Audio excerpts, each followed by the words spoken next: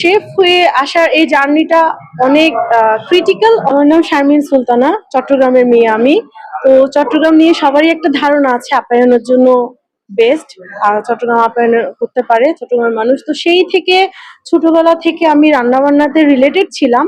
যে কোনো অকেশনে মা খালাদের সাথে আমি থাকতাম। আর বেসিক্যালি আমি হচ্ছে ম্যানেজমেন্টের স্টুডেন্ট। আমার এমবিএ হচ্ছে ম্যানেজমেন্ট থেকে। আর আমার অনেক লং একটা প্রসেস, আমি অল্প করে বলতে চাই। সব থেকে বেশি অনুপ্রেরণা যে দিয়েছে সেটা হচ্ছে আমার বাবা, আমার মা। যদিও আমি এই সেক্টর থেকে আলাদা, আমরা সবগুলোই হচ্ছে বিজনেস ফ্যামিলি। আর আমার বাবা একজন ব্যাংকার ছিলেন, রিটায়ার্ড আসছে। তো সেই দিক থেকে এই শেফ প্রফেশনে আসাটা খুব একটা সহজ ব্যাপার না আমাদের জন্য।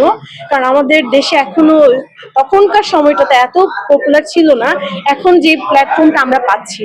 তো তখন আমাকে খুব বেশি সাহস দিয়েছে আমার আব্বু, আমার আম্মু। এবং আমার কোর্স করা, ঢাকাতে একা থাকা, সারভাইভ করা সবকিছু আমি তাদের কাছ থেকে পেয়েছি।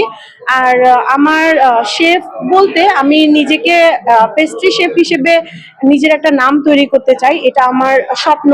আর যখন করোনাতে সবাই ঘর বন্দি হয়ে গিয়েছিল, সবাই খুব আপসেট ছিল, তখন আমি এই বেকিং নিয়ে অনেক রিসার্চ করেছি। অনেকগুলো কেক কিভাবে বানানো যায়, বাইরের দেশের মানুষগুলো কোন কেকগুলো রেফার করতেছে, কোন শেফ কিভাবে কেক, এগুলো সব আমি রিসার্চ করে দেখলাম যে না, আমার জন্য আমার শখের কাজ হচ্ছে এটা।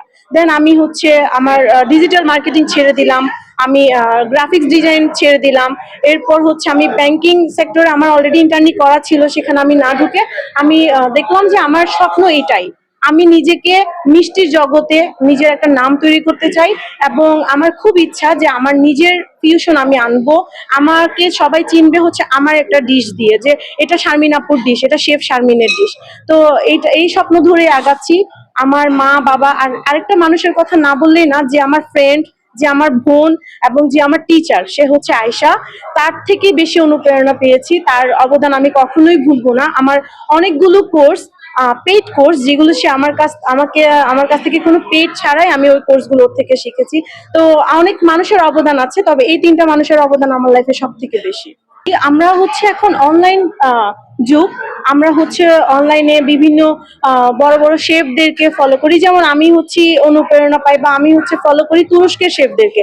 আমার খুবই ভালো লাগে, ওনারা খুবই সুন্দরভাবে কাজগুলো শিখে। ঠিক এভাবেই মানুষ হচ্ছে বাংলাদেশের মেয়েরা, ছেলেরা, আগে সবাই ভাবতো শেফ মানেই হচ্ছে ছেলে, শেফ মানেই হচ্ছে ছেলেদের কিচেনে ছেলেরা থাকবে বেশি, মেয়েরা কম থাকে। ছেলে মেয়ে একসাথে একটা কিচেনে, হট কিচেনে, কোল্ড কিচেনে কাজ করা খুব একটা সহজ ব্যাপার না। তো এগুলো থেকে মানুষ, ছেলে মেয়েরা বের হয়ে আসছে। যেমন আমি একজন মেয়ে হয়ে বের হয়ে আসছি।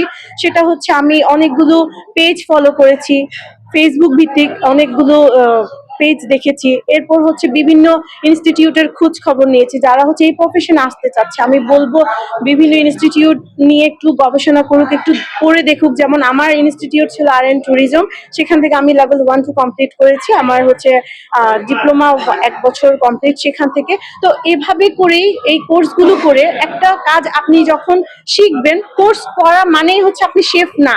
আপনি এটা নিয়ে রিসার্চ করতে হবে, আপনি এগুলো নিয়ে একটু নিজেকে প্রুভ করতে হবে। তো আমি বলবো যারা এই প্রফেশনে আসতে চাচ্ছেন, অবশ্যই আগে দেখবেন যে আপনি পেশেন্ট রাখতে পারতেছেন কিনা, আপনার ধৈর্য কতটুকু, আপনার ড্রিম কি, সেগুলো নিয়ে চিন্তা ভাবনা করে আগানো উচিত।